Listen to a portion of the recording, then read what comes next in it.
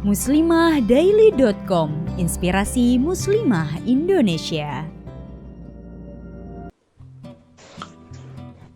Halo, assalamualaikum Ustadz. Waalaikumsalam warahmatullahi wabarakatuh.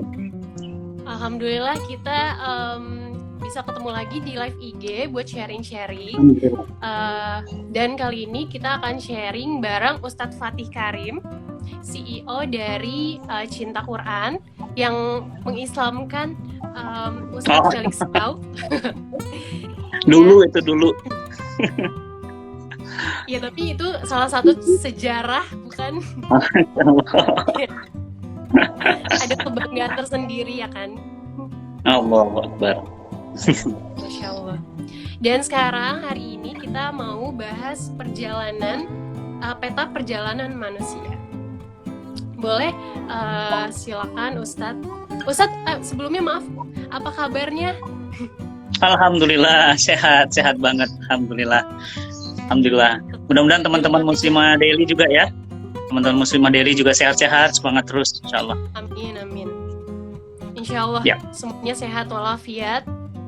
Amin ya Allah. Ya Rabbal Alamin. Baik, bisa kita langsung mulai aja pembahasan dengan tema peta perjalanan manusia.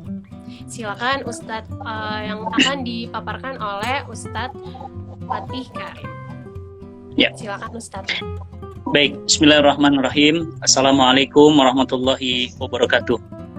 Alhamdulillah, summa alhamdulillah, wa la ilaha illallah, Allahu Akbar. Alhamdulillahirabbil alamin, wassalatu wassalamu ala asrofil anbiya'i wal mursalin wa ala alihi wa sahbihi wa sallim. Asyhadu an la ilaha illallah wa asyhadu anna Muhammadan abduhu wa rasuluhu la nabiyya ba'dah. Faqalallahu ta'ala fi Qur'anil azim wa huwa asdaqul qailin, kaifa ta'furuna billahi wa kuntum amwatan fa ahyakum summa yumitukum summa yuhyikum summa ilaihi turja'un. Alhamdulillah, subhanallah, wa la ilaha illallah, Allahu Akbar. Allahumma sholli wa sallim wa barik ala Muhammad wa ala ali Muhammad. Teman-teman semuanya, Bapak Ibu, jamaah kajian IG Live dari muslimahdaily.com. Alhamdulillah, pada pagi hari ini kita di waktu duha kita bisa menambah lagi ya amal-amal soleh kita. Bagi yang belum duha, boleh duha dulu ya. Bagi yang belum duha, boleh duha dulu. Sayang kalau dilewatkan, karena ini Ramadan, ya Teh ya, ini sudah Ramadan mau sampai ke Ramadan 20. Artinya, sebentar lagi, 10 hari lagi kita akan selesaikan Ramadan ini. Ramadan akan pergi jauh meninggalkan kita. Dan belum tentu lagi tahun depan kita ada. Dan belum tentu lagi Ramadan tahun depan kita masih ada. Maka, jangan buang-buang waktu. Ada waktu duha. Ada waktu syuruk. Ada waktu sholat fardu. Ada waktu baca Quran. Ada rezeki, sedekahkan. Ya kan? Ada waktu untuk majelis ilmu, nih sekarang majelis ilmu. Ikut majelis ilmu. Ya. Nah, jadi jangan disia-siakan semua waktu, karena semua waktu ini tidak bisa kembali. Teman-teman semua coba beli waktu sehari aja untuk balik lagi. Yuk, kita balik lagi ke waktu sahur aja tadi kita nggak bisa.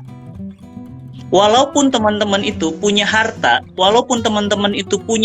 sebanyak dunia dan seisinya, untuk balik lagi ke jam 4 tadi, itu nggak bisa.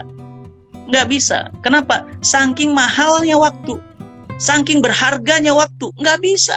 Saking mahalnya, maka teman-teman semua yang dirahmati Allah, inilah mahalnya waktu. Makanya saya katakan jangan dibuang, tidur, nanti habis subuh tidur lagi, nanti bangun jam berapa? Jam 12 baru bangun. Sholat, mandi, sholat, zuhur. Habis sholat ngapain? Tidur lagi. Sampai asar. Bangun asar, sholat sebentar, mandi lagi. Tidur lagi menjelang berbuka. Ini puasa atau koala gitu ya? Karena kalau puasa ya nggak begitu. Kalau koala iya. Kalau kita koala, makan tidur. Nah, maka jangan dibuang-buang waktu ya. Yang pertama, bagi yang belum duha, silahkan duha. Yang kedua, bagi yang ikut kajian IG Live kita, silahkan siapkan catatan. Kalau mau direkam boleh ya, dan saya yakin nanti Muslimah Daily akan menyimpan ini di IG Stories-nya. Bagi yang terlambat mengikuti, nggak ada masalah ya. Kalau ketinggalan, nanti bisa kemudian mengikutinya, ambil lagi di muslimahdaily.com ya. Teman-teman yang dirahmati Allah, coba buka Quran ya. Coba semuanya buka Quran surat Al-Baqarah ayat ke-28. Coba nanti di sana dicek ya. Nah, Allah Subhanahu wa taala berfirman di sana, A'udzubillahi minasyaitonirrajim. Bismillahirrahmanirrahim. Kaifa ta'furuna billahi wa kuntum amwatan fa ahyakum. Summa yumitukum, summa yuhyikum, summa ilaihi turja'un. Boleh dicek ya. Allah Subhanahu wa taala berfirman, "Kaifa takfuruna billah?" Bagaimana kalian bisa durhaka kepada Allah? Padahal dulu kalian itu mati. Lalu kalian dihidupkan. Lalu kalian dimatikan. Lalu kepada Allah kalian semua dikembalikan. Coba teman-teman pahami ayat itu. Ini ayat luar biasa dahsyatnya. Ayat ini adalah ayat perjalanan hidup manusia. Perjalanan hidupnya Mbak, perjalanan hidupnya saya, perjalanan hidupnya Mas, perjalanan hidupnya Ibu, perjalanan hidup siapapun di dunia ini. Siapapun, mau Presiden Trump, mau Presiden Malaysia, Perdana Menteri Malaysia, mau Nabi Muhammad SAW, semua perjalanan hidupnya itu di Al-Baqarah ayat 28. Coba baca terjemahannya di sana. Kaifa ta'furuna billahi wa kuntum amwatan fa ahyakum. Bagaimana kalian bisa durhaka kepada Allah? Bagaimana kalian bisa durhaka, bisa membangkang Allah? Kok bisa, kata Allah tuh, kok kalian bisa membangkang Allah? Padahal dulu kalian itu mati. Apa maksudnya kalian itu mati? Mbak, saya itu dulu dalam rahim ibu. Dalam rahim ibu, Mbak, itu dulu kita cuma segumpal darah segini. Daging doang itu, namanya zigot. Kalau dalam kemudian pembahasan di dalam Al-Quran, di Al-Quran, Quran Surah Al-Mu'minun, ada namanya disebut dengan ya zat yang menempel di rahim ibu kita, ya itu dia daging aja. Makanya punten ya kalau akhwat itu dia dalam kondisi hamilnya belum sampai 120 hari, belum ada nyawa, itu kalau dikuret yang keluar daging aja merah, darah, begitu. Nah itu kan benar mati tuh. Allah tuh benar tahu, makanya hebatnya Quran ya. Padahal Quran itu kan diturunkan 1400 tahun yang lalu. Waktu itu nggak ada dokter spesialis kandungan. Waktu itu nggak ada dokter ahli anak. Tapi Quran udah tahu bahwa kita itu dulunya awalnya mati. Maksudnya awalnya mati gimana? Segumpal darah, mati. Lalu baca ayatnya lagi, summa yuhyikum. Kemudian kalian dihidupkan.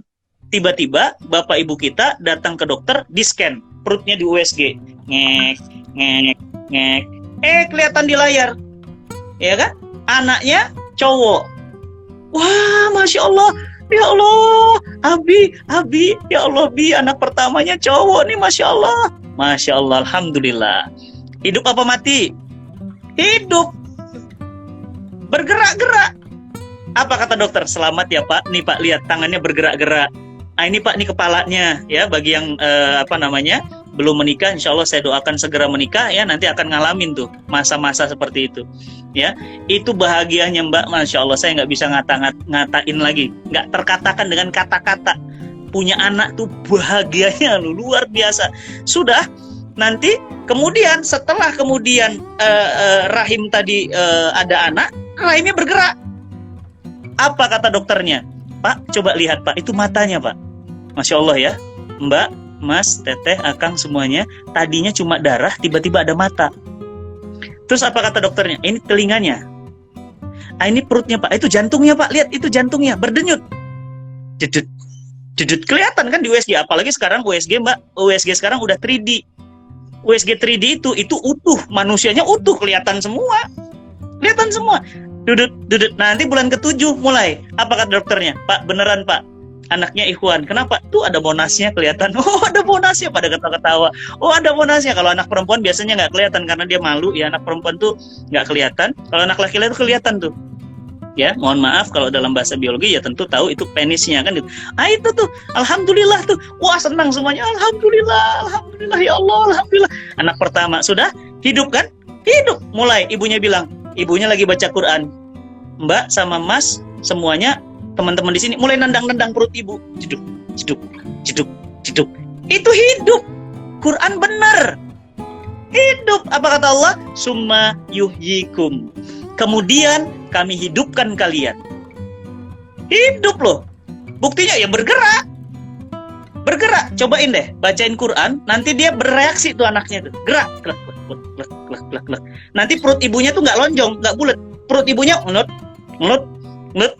Hebat ya. Masya Allah. Itu namanya apa? Summa yuhyikum. Kemudian apa? Lahir. Lahir, hidup. Nah, itulah Mbak sekarang, saya sekarang, teman-teman yang ada di sekarang semuanya. Itu namanya apa? Summa yuhyikum. Hidup. Nih, saya hidup. Bisa bergerak. Tuh, hidup. Nah, tuh dicubit-cubit, dijewer-jewer. Tuh terasanya kita hidup, bukan mimpi nih. Ya, ini hidup sekarang. Kemudian, jangan senang dulu. Summa yumitukum. Kemudian setelah itu, kamu mati. Ustadz Jeffrey Al-Bukhari, yumitukum, sudah wafat. Ustadz Arifin Ilham, tahun lalu, yumitukum, sudah wafat. Ustadz Samiun Jazuli, barusan saja, sudah wafat. Ustadz Hari Mukti, sudah wafat. Kemarin Didi Kempot, wafat. Kemarin lagi, sebelumnya lagi, ya. Ada yang namanya, ada Budi Anduk, wafat. Ada yang namanya istrinya Irfan Seventeen, wafat. Semua sama, Mbak. Saya akan wafat. Akan wafat. Dan bisa jadi sore ini. Bisa jadi malam nanti. Karena ajal itu datang nggak bilang-bilang loh, awas loh, hati-hati. Ya, kita tidur nih malam ini, tidur. Tiba-tiba bangun, loh kok udah ditutupin sama papan? Loh, kok sudah ditutup sama tanah? Ya berarti sudah selesai, mati. Summa yumitukum, mati. Belum selesai. Perjalanan kita, terminal ketiga. Terminal keempat, apa kata Allah? Summa yuhyikum. Nah, hidup lagi. Cuma itu banyak orang yang nggak percaya. Banyak orang yang nggak percaya. Banyak orang yang percaya bahwa udah habis hidup mati, udah itu terus gimana? Ya udah nggak tahu kemana. Al-Quran memberitakan kepada kita setelah kita mati nanti ada kehidupan yang kedua. Nah ini nih, kehidupan inilah yang disebut dengan Darul Akhirah atau kehidupan abadi. Cantik abadi di sana, ganteng abadi di sana, cinta abadi di sana, bahagia abadi di sana, penderitaan abadi di sana. Di dunia nggak ada yang abadi. Hari ini kita ketawa, besok kita nangis. Hari ini kita menangis, besok kita tertawa. Hari ini kita masih muda, besok kita jadi tua. Hari ini kita masih hidup, besok kita mati. Hari ini siang, terang nih, besok malam bentar lagi, gelap. Nggak ada yang abadi. Apa itu? Dunia. Maka Al-Quran menyebutnya Darul Akhirah itu abadan, dan dunia itu kuluman alaiha fan. Dunia itu fana, nggak abadi. Nggak abadi.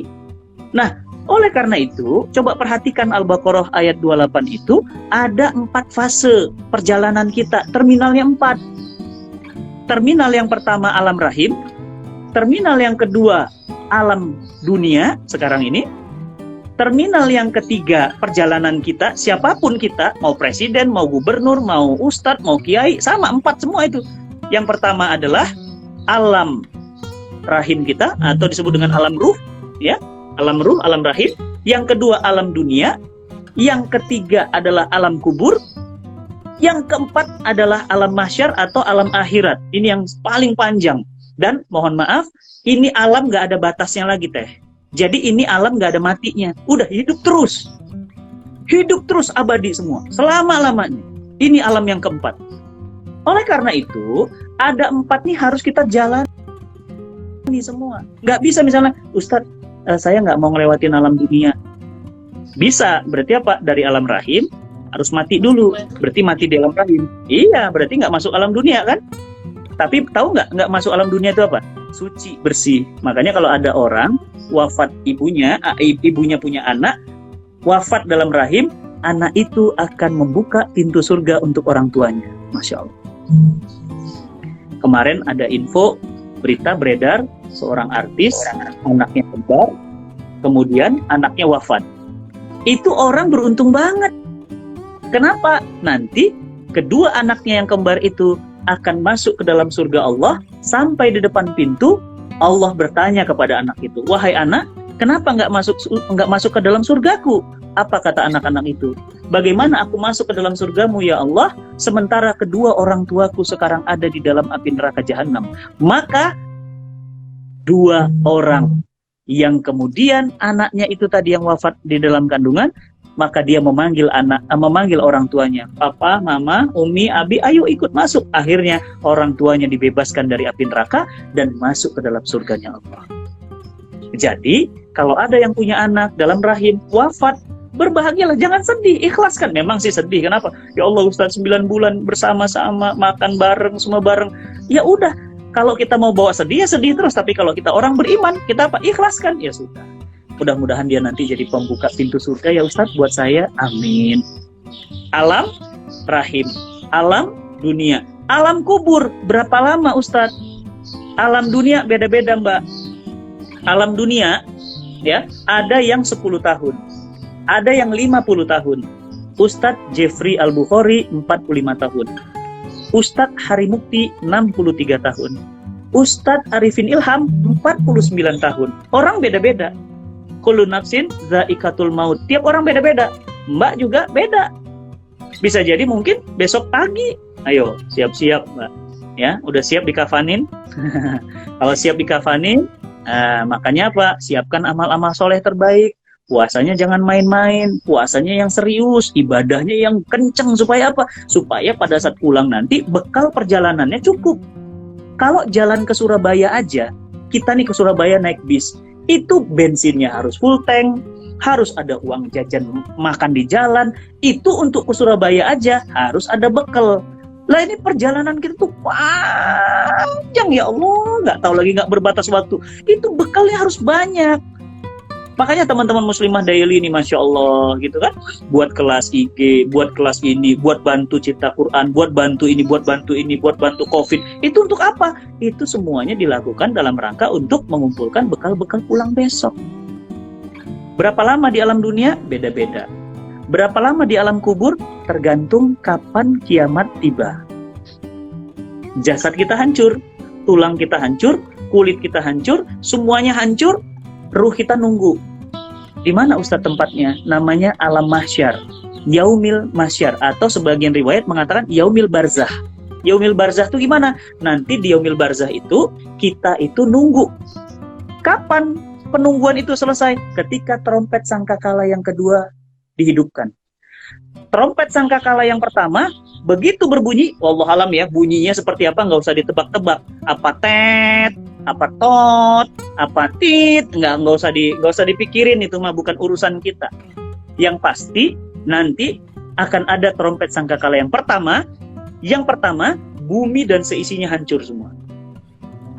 Matahari digulung, bumi keluar isinya, bumi terbelah, ya, langit kemudian pecah, kemudian planet-planet itu diadu kata Allah. Makanya coba baca Quran, di situ ada kabar-kabarnya semua, ada kabarnya semua, ya kan? Bintang-bintang berjatuhan, lautan mendidih, gunung-gunung berterbangan. Ini hari kiamat. Bahkan sampai kemudian di Quran itu ada namanya Quran Surat Al-Qiyamah.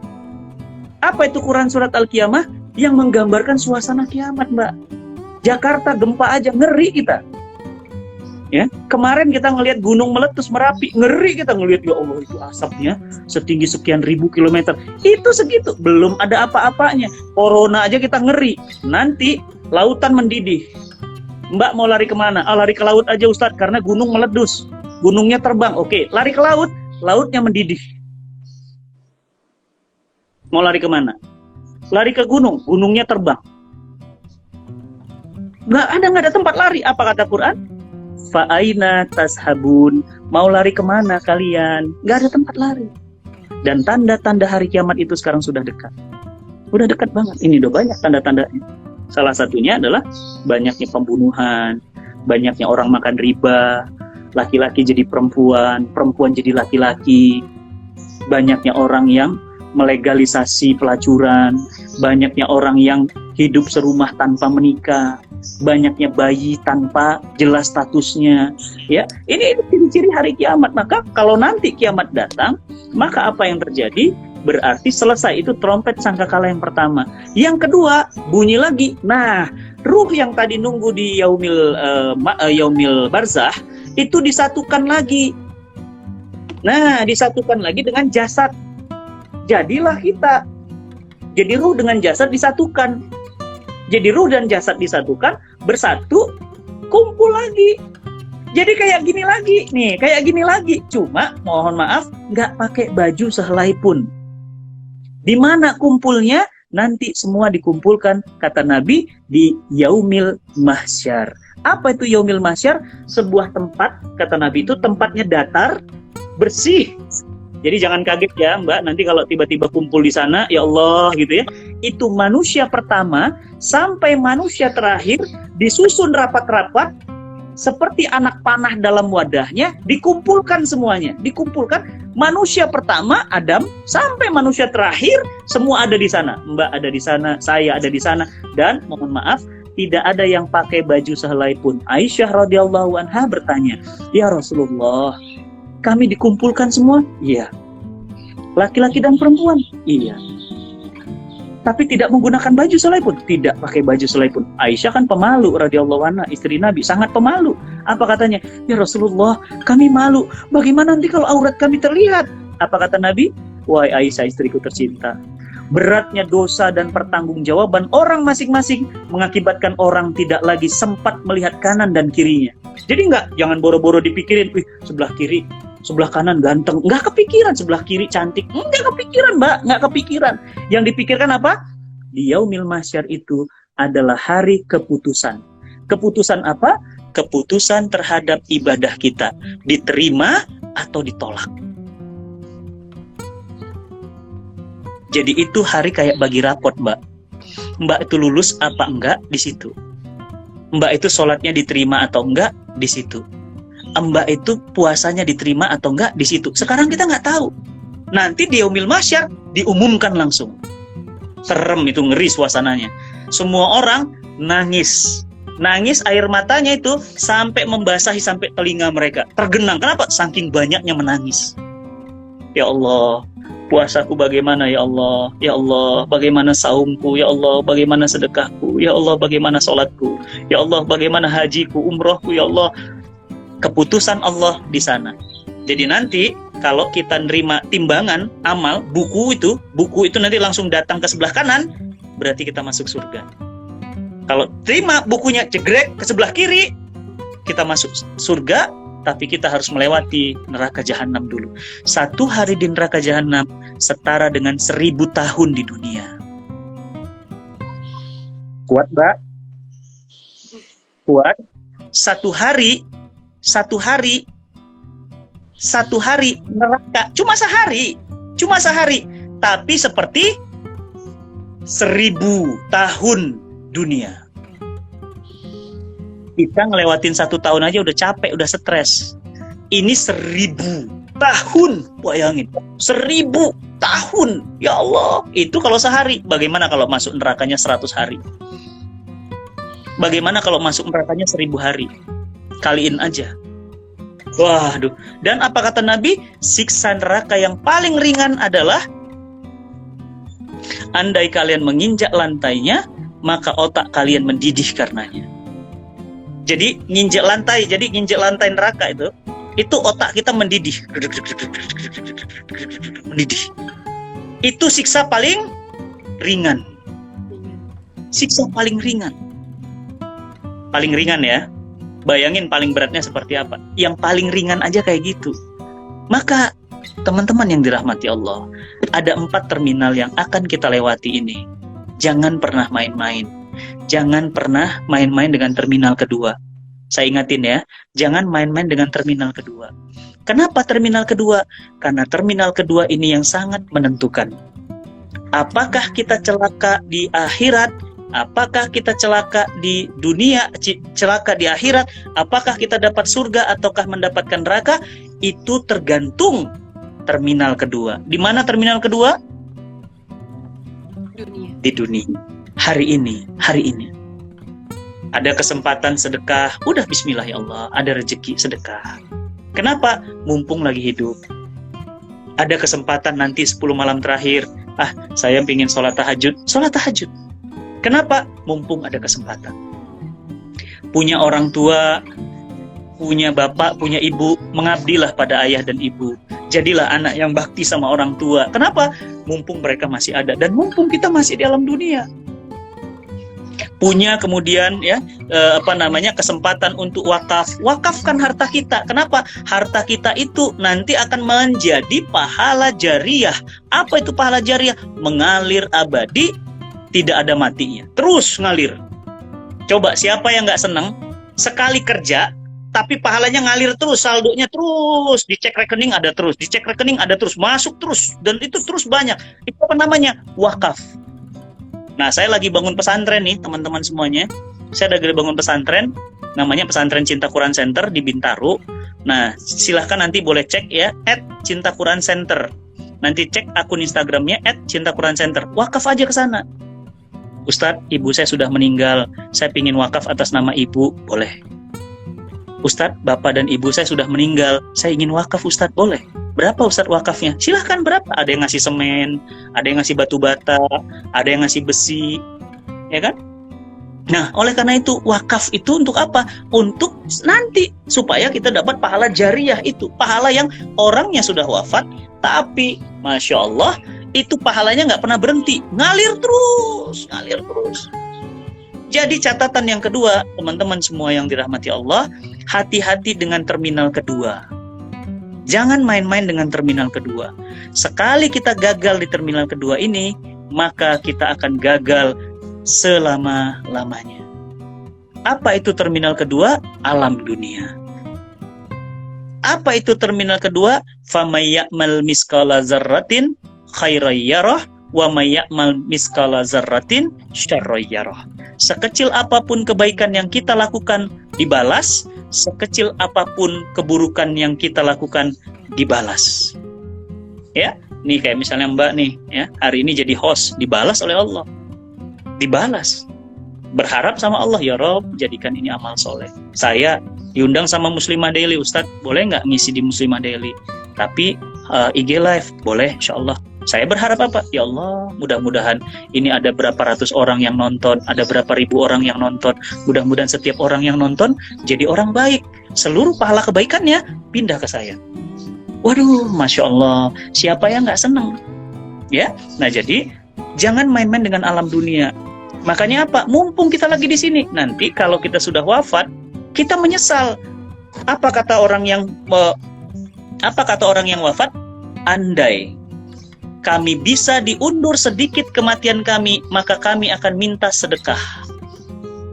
Kenapa mintanya sedekah? Kenapa nggak minta umroh? Kenapa mayat nggak minta haji? Mayat minta sedekah. Kenapa? Karena pahala sedekah itu dahsyat luar biasa. Makanya jangan pelit-pelit. Jangan pelit-pelit. Apa kata Nabi? Selamatkan dirimu dari api neraka walaupun hanya dengan sebutir kurma. Mbak, Mas yang hadir di sini mau dapat selamat dari api neraka? Mau? Sebutir kurma aja. Tapi masa sih kita ngasih sebutir kurma? Kan nggak mungkin. Pelit banget. Masa sebutir kurma? Alhamdulillah Ustadz, barusan gajian. Ustadz, saya mau nyumbang 1 box kurma. Bayangin, kalau 1 butir kurma itu bisa menyelamatkan dari api neraka, lah ini 1 box, bayangin. 1 box. Sumbangkan. Muslimah Daily lagi ada program apa? Oh, kami lagi bantu pesantren-pesantren yang terdampak COVID. Oke, saya ikut bantu. Muslimah Daily lagi ada program apa? Kami ada program ini Ustadz, ngasih makanan berbuka bagi abang-abang tukang beca, abang-abang tukang sapu. Wah, boleh. Saya ikut. Begitu. Kenapa? Sedekah. Di mana sedekah? Di alam kubur? Nggak bisa. Di mana sedekah? Di alam rahim? Nggak bisa. Di mana sedekah? Di alam mahsyar? Nggak bisa. Di mana sedekah? Di sini, di alam dunia. Di mana sholat duha? Di dunia. Di mana sholat tahajud? Di dunia. Di mana baca Quran? Di dunia. Jadi mumpung nih, apalagi ini masih pada muda-muda nih. Saya yakin yang ikut nggak ada umur 50-60 tahun. Rata-rata paling tua mungkin umurnya udah 50, tapi jarang sih IG Live anak umur 50, orang umur 50 ya. Kayaknya enggak deh. Ini rata-rata usianya kalau nggak 18 ya sampai 40, mungkin 40 udah paling senior tuh. Ya. Maka Bapak Ibu, teman-teman semuanya di Muslimah Daily yang menyaksikan hari ini, ada 4 terminal kita, maka jangan disia-siakan. Yuk kita maksimalkan hidup kita yang sebentar ini, waktu kita yang singkat ini, yang cuma segini-gininya ini, untuk amal-amal soleh. Dan tinggalkan semua keburukan-keburukan, kemalasan-kemalasan. Dari tadi megang guling, tidur lagi. Ya kan? Ngeliatin IG, stalking, tidur lagi. Dengerin musik, tidur lagi. Ya Allah, hidupnya penuh dengan tidur. Sayanglah waktunya ya. Mendingan apa? Mendingan kita majelis ilmu. Ustadz, abis ini apa lagi? Nanti ada kajian online. Cinta Quran ada kajian online. Habis itu apa? Saya ikut lagi. Oh, ada nih yang umur 60 tahun. Beneran. Oh, jarang-jarang ya. Umur 60 tahun ikut IG Live. Nah, ada satu orang. Bunda Nokawati nih, Masya Allah. Jarang loh. Mungkin Bunda sendiri nih yang 60 tahun. Ya, 60 tahun mah usianya ibu saya. Masya Allah, luar biasa. Berarti high tech ya. Nah, oleh karena itu, Bapak Ibu yang dirahmati Allah, pada pertemuan ini, yuk saya mengajak kita semuanya, ada 4 terminal perjalanan hidup manusia. Alam yang pertama, alam rahim, sudah kita lewati. Alam yang kedua, alam dunia, sedang kita jalani. Dan alam yang ketiga, alam kubur, sudah ada di depan mata kita. Dan dia bisa datang sore ini, bisa datang malam nanti, bisa datang besok pagi. Dan alam yang keempat adalah alam akhirat, dan itulah alam keabadian, dialah darul jaza. Apa itu darul jaza? Hari pembalasan. Hari di mana semua amal dibalas Allah Subhanahu wa taala sempurna. Maka teman-teman semua yang dirahmati Allah, mudah-mudahan kita menjadi orang-orang yang bisa melewati hari-hari ini dengan amal-amal soleh terbaik kita, sehingga kita bisa mendapatkan surganya Allah dan kita bahagia selama-lamanya di sana. Walaupun mungkin selama di dunia kita merasa banyak penderitaan, tapi nanti Allah akan balas dengan surganya abadi selama-lamanya. Ini yang ingin saya sampaikan. Saya buka forum tanya jawab. Mungkin saya yakin banyak di sini yang ingin ngobrol-ngobrol, tanya jawab karena bentuknya IG Live. Saya buka sesi tanya jawab. Silahkan. Walafuminkum. Assalamualaikum warahmatullahi wabarakatuh. Waalaikumsalam warahmatullahi wabarakatuh. Ya, dipersilakan sahabat muslimah untuk menanyakan apa saja yang ingin ditanyakan kepada Ustadz Fatih. Boleh, silakan. Belum ada pertanyaan. Ini ada yang udah. Ustadz dari Jumnana. Ya. Ustadz, terkadang saya merasa takut tak diterima amalannya. Bagaimana caranya agar terhindar dari rasa takut yang berlebihan itu? Ya, baik. Jawab satu-satu ya. Yang pertama, rasa takut itu fitrah. Ya, jadi rasa takut itu normal. Ya, rasa takut itu biasa. Rasa takut itu memang manusia punya. Saya punya juga. Tak punya. Semua orang punya. Mbak punya, saya punya, Teteh punya, Mas punya. Semua yang ada di sini ini semua ada rasa takut. Ya. Nah, takut itu fitrah manusia. Saya takut. Takut apa? Takut nanti kehilangan anak, takut kehilangan rumah, takut kehilangan harta. Wajar itu. Apalagi takut kehilangan jabatan, takut kehilangan semualah, segala-gala. Namanya manusia. Nah, bagaimana agar rasa takut itu hilang? Kita harus beriman, mengenal Allah. Kalau kita mengenal Allah, rasa takut itu akan sirna. Ya, wala khaufun alaihim wala hum yahzanun. Orang-orang yang bertawakal, berserah diri kepada Allah, dia yakin ada Allah, dia percaya Allah Maha menjaga, dia nggak akan takut. Naik pesawat, takut Ustadz, kenapa? Takut meledak. Akhirnya dia naik kapal laut. Naik kapal laut, takut Ustadz, takut tenggelam. Akhirnya dia naik bis, Mbak. Naik bis dia bilang apa? Takut Ustadz, takut tabrakan. Akhirnya dia jalan kaki, ditabrak mobil juga. Apa yang ditakutin? Nggak perlu takut. Semua yang terjadi di alam semesta ini sudah Allah jaga, Allah tentukan. Udah serahkan aja sama Allah. Bismillah, ada Allah. Ustadz, saya setelah COVID ini takut nggak ada pekerjaan. Wah, kita dikasih akal sama Allah. Teman saya buat itu, sambal teri aja, itu bisa omsetnya bisa luar biasa. Online. Teman saya buat dendeng, daging dipotong, dibuat dendeng, jualan online. Omsetnya dahsyat. Apa yang kita takutkan coba? Apa yang kita takutkan? Takut nggak laku, takut Ustadz saya belum menikah. Apa yang ditakutkan? Semua orang sudah ditentukan jodohnya. Takut Ustadz nanti kalau udah nikah nggak punya anak. Kalau hidup kita nih semua ketakutan, kita stres. Kenapa kita stres? Ketakutan yang kita buat sendiri. Takut sama corona, akhirnya Pak, di rumah, dikurung, dikunci gitu kan. Ya, akhirnya Pak stres sendiri dalam rumah, akhirnya drop badannya, akhirnya Pak sakit. Nah, oleh karena itu, ya, rasa takut itu wajar, rasa takut itu normal, tapi bagaimana agar tidak berlebihan? Yang pertama, harus tawakal kepada Allah.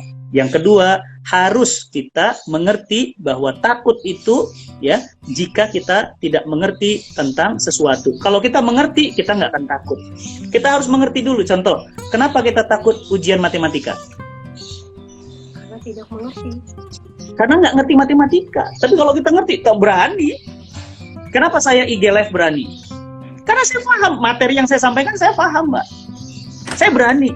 Ustadz nggak takut nanti materinya salah nyampein itu. Enggak. Kenapa? Karena saya tahu materi saya. Tapi ini Ustadz dadakan. Panitia ngubunginnya baru kapan? Jadi sekarang nggak perlu persiapan. Ini habis ini, saya jam 12 ngisi lagi. Takut? Enggak. Kenapa? Ngerti. Kenapa takut sama COVID? Karena nggak paham COVID itu apa. Kalau kita ngerti, COVID itu satu, dia menular melalui batuk, melalui kelenjar dari dahak, dari berpegangan atau kemudian bersentuhan dengan bekas orang yang pernah kena COVID misalnya. Kemudian apa? Kita tidak pakai masker. Kemudian apa? Antibodi kita sedang turun, imun kita turun, sehingga begitu dia datang, kita drop, kena. Tapi kalau antibodi kita kuat, kita nggak takut. Jadi takut itu, kita harus mengerti sebuah hakikat itu. Contoh, kenapa orang takut sama kuburan, Mbak? Karena orang nggak tahu karena gelap kuburan, karena sering nonton film hantu, gitu kan? Orang nonton film hantu, iya kan? Nontonnya apa? Nah, doktrin. Nontonnya apa? Nenek gayung, gitu kan? Nontonnya apa? Pocong. Nontonnya apa? Kuntilanak 1, kuntilanak 2, kuntilanak 3, kuntilanak 4. Ya Allah, ditonton semuanya. Ya ketakutan lah. Kalau orang yang mengerti, yang nggak ada masalah. Kuburan kan, ya kuburan. Orangnya sudah wafat, nggak mungkin bangkit dari kuburan bisa nyekek gitu. Nah, itu bah kebanyakan nonton gitu ya. Nah, oleh karena itu, orang yang takut itu adalah orang yang nggak mengerti hakikat sesuatu. Yang pertama, tawakal kepada Allah. Yang kedua, insya Allah. Mangga, silakan. Yang lain. Jadi seperti itu ya, Yumnana. Selanjutnya ada lagi, Ustaz mau tanya bagaimana tanda taubat kita diterima oleh Allah.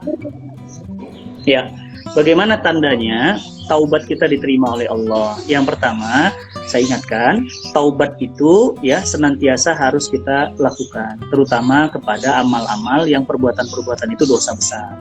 Misal, dulu kita pernah minum khamr. Misal, dulu kita pernah melakukan dosa-dosa besar, membunuh, makan riba, ya, kemudian pacaran, begitu ya, kemudian macam-macam itu, narkoba, kemudian pernah, itu dosa besar. Nah, itu harus bertaubat. Yang pertama, sholat sunnah taubat.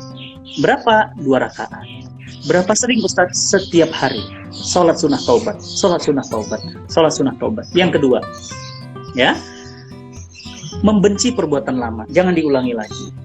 Ya, yang ketiga, berdoa agar dihindari dari perbuatan itu. Nah, yang keempat, berteman dengan orang-orang baik, sehingga apa? Lingkungannya baru. Karena kalau tobat, tapi lingkungannya situ-situ lagi, itu akan kejadian lagi. Makanya apa?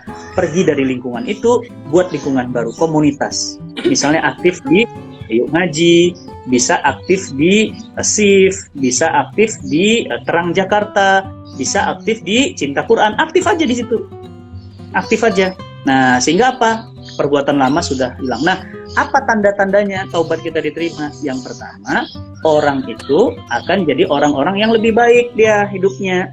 Yang tadinya enggak rajin kajian jadi rajin. Itu tanda-tanda taubat yang diterima. Kemudian Allah biasanya mengganti teman-temannya jadi teman-teman baru, lingkungannya lingkungan baru. Nah, itu yang ketiga, dia Allah karuniakan ilmu agama. Itu berarti taubatnya diterima Allah. Wallahu a'lam bishawab. Ustaz, kalau saya mau nanya nih Ustaz, lanjut dari yang taubat tadi, kalau misalnya orang yang berzina itu kan katanya 7 turunan dosanya nggak diampuni, itu gimana Ustaz? Cara taubatnya? Iya, sebenarnya kata 7 turunan nggak diampuni itu nggak ada dalilnya ya. Jadi itu kata-kata di masyarakat aja. Tapi perbuatan itu perbuatan dosa besar. Itu dosanya sama seperti dosa membunuh, sama seperti dosa minum khamr, sama seperti dosa meninggalkan sholat dengan sengaja, sama seperti dosa, itu maksudnya dosa besar. Nah, bagaimana kondisinya kalau melakukan aktivitas itu? Yang pertama, sholat taubat. Yang kedua, berhenti, stop, jangan lagi melakukan itu. Yang ketiga, pindah lingkungan, jadi punya teman-teman baru, punya lingkungan baru. Yang keempat, gitu kan, bagaimana agar pergi dari lingkungan atau perbuatan seperti itu? Kita harus jadi orang baru sekarang. Wah, sekarang keren jadi pengajar tahsin Quran. Ya, sekarang keren jadi anak hijrah, ngisi kajian. Nah, itu artinya apa? Dia taubat, udah dia tinggalkan masa lalu. Oke. Nah, kemudian bagaimana kalau dalam sistem Islam? Nah, ini harus hati-hati. Kalau dalam sistem Islam ada hukuman yang berat. Apa hukumannya? Hukuman cambuk. Karena sistem kita sekarang bukan sistem Islam, maka nggak ada hukum cambuk. Tapi kalau Islam tegak, sistem Islam tegak, maka perbuatan yang membahayakan dan menjijikan itu insya Allah dicambuk berapa kali? 100 kali cambukan. 100 kali cambukan. Ya, 100 kali cambukan. Maka teman-teman yang dirahmati Allah, jangan ya coba-coba ya, apalagi biasanya itu awalnya dari pacaran gitu ya. Pacaran gitu ya, nggak rencana untuk ada pernikahan ya, nggak komitmen gitu ya. Nah, itu bisa kejadian-kejadian hal-hal yang nauzubillah min zalik summa nauzubillah itu terjadi. Ya, jadi tobat dan lupakan itu masa lalu. Masa lalu itu kayak spion ya, Mbak ya. Sering-sering melihat spion kalau naik mobil gimana? Naik mobil nyetir melihat spion aja. Nabrak. Kenapa? Karena itu masa lalu. Udah masa lalu. Semua orang punya masa lalu. Saya ada masa lalu, Mbak ada masa lalu, semua masa lalu. Masa lalu ya sudah, sekali-kali aja ngelihatnya di spion gitu. Ah iya, saya dulu pernah begitu. Oh, saya dulu pernah mabuk. Oh, saya dulu pernah narkoba. Oh, saya pernah dulu tato. Oh, saya pernah dugem. Ah, itu masa lalu. Tapi lihat, kaca mobil yang gede itu, yang luas itu kaca depan atau kaca spion? Kaca depan. Kenapa? Kenapa kaca depan? Karena hidup di masa depan itu lebih ada terbuka, lebih ampunan Allah tuh lebih luas. Itu artinya kita nggak usah sering-sering lihat masa lalu, melihatnya masa depan aja. Udah Bismillah yang ke depan, insya Allah jauh lebih baik. Begitu, ya. Enggak. Baik Ustaz. Ini ada lagi Ustaz. Bedanya wakaf dengan nyumbang pembangunan masjid itu apa Ustaz? Oh ya, jadi kalau wakaf ya, jadi saya informasikan wakaf itu adalah ya memberikan harta untuk membangun infrastruktur di jalan Allah. Bisa masjid, bisa pesantren, bisa wakaf Quran, bisa wakaf kapal. Jadi harta kita yang penting diwakafkan, diberikan kepada Allah untuk kemaslahatan umat Islam. Ustaz, wakaf mobil bisa? Bisa. Saya pernah dapat wakaf mobil dari jamaah. Ustaz, mobil saya nggak kepake, saya wakafkan aja Ustaz, dipakai dakwah. Jadi mobilnya itu akan jadi pahala terus. Berarti setiap putaran rodanya dipakai untuk dakwah, setiap putaran rodanya ngalir semuanya. Ada kemarin jamaah saya juga wakaf motor. Ustaz, saya ada motor 3 nggak kepake, wakafin aja Ustaz buat guru-guru. Kalau mau ngajar ngaji atau mau ngisi kajian, pakai motor saya aja Ustaz. Wah, Masya Allah, pahalanya. Ustadz, boleh nggak wakaf uang? Boleh. Berapa angkanya? Ya terserah, nggak ada batasannya. Nggak ada batasannya, ya. Silahkan. Jadi wakaf untuk pembangunan masjid, nah itu termasuk wakaf. Berarti apa? Misalnya Mbak punya uang, Ustadz saya ada rezeki nih, dapat rezeki dari kerjaan atau dari orang tua, saya dapat 1 juta, 1 juta ini saya wakafkan ke pesantren Ustadz Fatih. Ya udah, wakaf aja. Boleh. Berarti apa? Nanti bagi kami, si 1 jutanya itu, si 10 jutanya itu, si 100 jutanya itu, si 1 miliar itu kami belikan semen. Ya, itu kasus kami belikan besi, itu kami belikan papan tulis, itu kami belikan untuk pesantren. Berarti apa? Seluruh harta wakaf tadi itu pahalanya mengalir terus tanpa akhir. Masya Allah, nggak putus-putus, Mbak. Coba bayangin gimana itu saldo nggak putus. Enak banget ya, orangnya udah nggak ada tapi pahala. Kenapa? Walaupun orangnya sudah meninggal, tapi pahalanya tetap mengalir. Betul banget. Jadi orangnya udah wafat, tapi pahalanya ngalir terus. Iya. Ya, itu namanya pahala jariah. Yang ngeri itu, Mbak, namanya dosa jariah. Apa itu dosa jariah? Orangnya udah meninggal, tapi dosanya ngalir terus. Kan serem. Ustaz. Orangnya udah wafat, ya? Serem. Orangnya udah wafat. Ya, orangnya wafat, tapi dosanya jalan terus. Coba bayangin. Kan serem. Maksudnya orangnya kan kasihan. Iya, dosanya ngalir terus. Ya kan? Kalau misalnya kita meninggal, pahalanya ngalir terus, bagus, keren. Tapi ini orang meninggal, dosanya ngalir terus, nggak berhenti-berhenti. Ya Allah, gimana nggak serem? Kalau saya mah, ya Allah, nauzubillah min dzalik, jangan sampai lah. Ya, nauzubillah min dzalik. Oke, silahkan. Mungkin ada lagi? Baik, Lu banyak lagi. banget pertanyaan. Iya. Nih dari kolom Masya. yang caption. Ustadz, kalau mau infak atau sedekah lewat online pakai PC bisa Kartu tercatat kredit. jariah nggak? Kartu kredit ya? Oh, kartu kredit. Iya, kredit card itu, sisi. Ini gimana caranya buat kayak gini? Kok saya baru tahu ada pertanyaan di layar begini? Ada di ininya. Oh, ada. Iya. Berarti saya gaptek ya. Masya Allah. Saya sering IG live tapi baru tahu ada cara-cara gitu. Baik. Ustadz, kalau mau infak atau sedekah tapi online pakai kartu kredit, jangan deh. Kenapa? Kartu kredit itu kan utang. Mbak pakai kartu debit, ya. Mbak pakai kartu debit. Kartu debit itu kartunya digesek, kartunya diambil uang, itu uang kita. Saldonya saldo kita. Tapi kalau kartu kredit itu kan pinjaman bank. Iya, kredit, pinjem, ngutang, dan ada bunganya. Ya nggak akan jadi amal soleh. Nggak jadi amal soleh, jangan loh. Ya, jadi jangan sedekah infak pakai kartu kredit. Saya nggak sarankan. Kenapa? Ya nggak diterima Allah. Buat apa? Ya, karena dari harta utang itu. Ya, oke. Silakan. Terakhir nih Ustadz. Ya. Assalamualaikum Ustadz, dari Ridho Eka. Saya mau tanya bagaimana kita mau menikah tanpa harus pacaran? Terima kasih Ustadz. Ini pertanyaan jomblo yang paling banyak begini nih. Iya, bagaimana nikah tanpa pacaran? Ya bisa banget. Caranya gimana? Caranya adalah dengan namanya hitbah. Hitbah, ya. Nah, saya punya bukunya bagi teman-teman yang mau. Nanti bisa DM ya. Nih, bagus nih bukunya. Tuh dibeli. Nah, ini bukunya ya. Risalah Hitbah. Ya, nah Risalah Hitbah ya. Bagi yang mau nanti di DM aja, nanti saya kasih tahu info harganya dan saya kirimkan. Jadi gini, Hitbah ini gini, Mbak. Misalnya gini. Jadi ada ikhwan ya, misalnya mohon maaf, misalnya Mbak udah nikah belum? Belum Ustadz.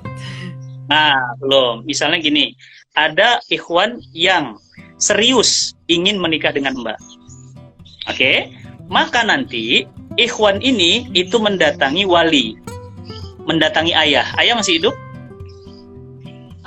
Ayah angkat. Ayah angkat. Ayah tiri. Ayah kandung. Ayah tiri. Oh, ayah kandung masih ada? Masih ada. Nah, ayah udah meninggal. Kakak laki-laki? Ada. Nanti dia datang ke kakak laki-laki. Dia bilang apa? Assalamualaikum, ayah, atau misalnya kalau dia misalnya apa, bang atau bapak atau apa, disampaikan bahwa apa? Saya datang ke sini ingin melamar adiknya Mas atau aninya Mas gitu kan. Untuk apa? Untuk kemudian menjadi istri. Nah, nanti abang atau kakak tadi bertanya kepada Mbak gitu kan, gimana? Kamu udah kenal? Ya kenal-kenal gitu aja sih. Kamu mau nikah sama dia? Insya Allah siap. Nah, begitu Mbak bilang siap, nah berarti Mbak sudah dihitbah. Nanti namanya dilamar, artinya itu dilamar. Nah, masa dihitbah sampai masa menikah, inilah yang disebut dengan masa ta'aruf. Jadi, kenalnya dalam ngobrol via telepon, saling mengenal, boleh main ke rumah keluarganya, boleh main ke rumah keluarga Mbak, ya yang penting nggak boleh kholwat, nggak boleh berduaan. Nah, itu saling mengenal, itulah namanya masa ta'aruf. Nah, di masa ta'aruf ini berapa lama? Beda-beda, ada orang yang cuma 2 bulan, ada orang yang 6 bulan, ada orang yang setahun, macam-macam itu beda-beda. Tapi biasanya orang yang sudah hitbah nggak lama-lama. Kenapa? Karena biasanya mereka pingin segera. Nah, sudah setelah itu, maka kemudian mereka menikah. Nah, berarti ini menikah tanpa pacaran. Dengan cara apa? Namanya hitbah dan ta'aruf. Ya, Ustadz misalnya pada saat hitbah itu ternyata kita nggak berkenan nih dengan dengan wanita ini. Tergantung, Mas nggak berkenannya gara-gara apa? Iya Ustadz, ternyata dia kayak stres gitu Ustadz, suka ketawa-ketawa sendiri, suka ngobrol-ngobrol sendiri, ya kan? Suka kayak orang aneh gitu. Hitbahnya boleh batal. Atau misalnya ya dia misalnya suka ngakak sendiri, ngobrol sendiri gitu, itu hitbahnya bisa batal. Nah, kemudian apalagi yang bisa membatalkan hitbah? Misalnya dia murtad, dapat kabar dia keluar dari Islam, boleh, Mas boleh batalkan hitbahnya. Mbak juga boleh batalkan hitbahnya. Saya dapat kabar Ustadz, dia dibaptis di gereja. Jadi terus gimana Mbak? Saya batalin aja Ustadz, saya mana mungkin mau nikah sama orang kayak gitu. Boleh batal hitbahnya. Nah, jadi hitbah dulu, lamar dulu, baru mengenal, baru menikah. Jadi bukan beli kucing dalam karung, jadi bisa mengenal. Gitu, ya. Jadi itu tanpa pacaran. Kalau pacaran gimana? Kalau pacaran kayak beli mangga. Saya pernah buat videonya dan itu videonya viral. Mbak pernah makan mangga? Pasti Ustaz. Pernah. Kalau beli mangga biasanya apa dulu? Ngapain dulu? Kalau beli mangga orang diapain tuh mangganya? Cium Ustaz. Nah, dicium-cium. Habis dicium diapain? Pegang-pegang. Dicobain. Kalau manis dibeli, kalau nggak manis dibuang. Terus tiba-tiba dibilang apa? Nggak jadi beli mangga. Akhirnya apa? Saya beli kurma aja Ustadz. Siapa yang dirugikan? Wanitanya. Makanya apa? Islam tuh nggak boleh begitu. Makanya laki-laki yang berani, laki-laki yang sejati, dia melamar untuk menikahi. Dia serius berarti. Dia serius. Tapi kalau yang main-main, udah tinggalin aja. Karena dia nggak pernah serius. Jadi dalam Islam, serius untuk pernikahan. Laki-laki perempuan hanya boleh berinteraksi dalam urusan pernikahan. Setelah itu mereka nggak ada boleh interaksi urusan apapun. Ya, kecuali urusan-urusan yang dibolehkan oleh Islam. Ya, gitu. Ya. Oke. Ustadz, itu adalah pertanyaan terakhir karena mengingat waktunya juga sudah mau jam 11. Ya. Saya sedikit mau simpulin dari ceramah Ustadz tadi. Ya. Peta perjalanan manusia itu terdiri dari 4. Yang pertama alam ruh, alam dunia, yang harusnya kita mencari bekal di sana untuk nanti di akhirat kelak. Dan yang ketiga di alam kubur, dan yang terakhir alam akhirat yang kekal dan abadi. Mungkin itu simpulannya. Dan ada sedikit kata-kata terakhir buat sahabat muslimah dari Ustadz. Ya, baik sahabat muslimaddaily.com yang dirahmati Allah, saya hanya ingin mengingatkan sekali lagi bahwa dunia ini sebentar, dunia ini sementara, tapi jangan main-main dengan yang sementara ini, karena alam yang sementara ini sangat menentukan nasib kita nanti selama-lamanya. Celaka atau bahagia manusia di akhirat ditentukan dari dunia. Maka jangan main-main dengan alam dunia, serius beramal soleh, jangan berbuat maksiat, jangan berbuat dosa, berjuang dan terus berjuang sehingga kita menjadi orang-orang yang taat, sehingga nanti pada saat kita pulang membawa bekal yang sebanyak-banyaknya menghadap Allah Subhanahu wa taala, dan Allah masukkan kita ke dalam surganya dan kita abadi bahagia selama-lamanya, menikmati semua yang Allah anugerahkan untuk kita di surga, dan tidak ada satupun yang tidak ada di surga. Semua makanan apapun yang kita dapat di surganya Allah abadi selamanya. Wallahu a'lam bishawab. Assalamualaikum warahmatullahi wabarakatuh. Waalaikumsalam warahmatullahi wabarakatuh. Terima kasih banyak Ustadz atas kajiannya yang Masya Allah. Sehat-sehat selalu Ustadz. Amin ya Allah, sama-sama Mbak juga. Amin. Terima kasih sahabat muslimah yang sudah menyimak. Kalau ada salah kata dan atau yang ketinggalan, mungkin nanti live-nya akan di-save biar bisa ditonton lagi. Oke, terima kasih Ustadz. Terima kasih sahabat muslimah. Assalamualaikum warahmatullahi wabarakatuh. Semoga bermanfaat. Waalaikumsalam warahmatullahi wabarakatuh. Assalamualaikum warahmatullahi wabarakatuh.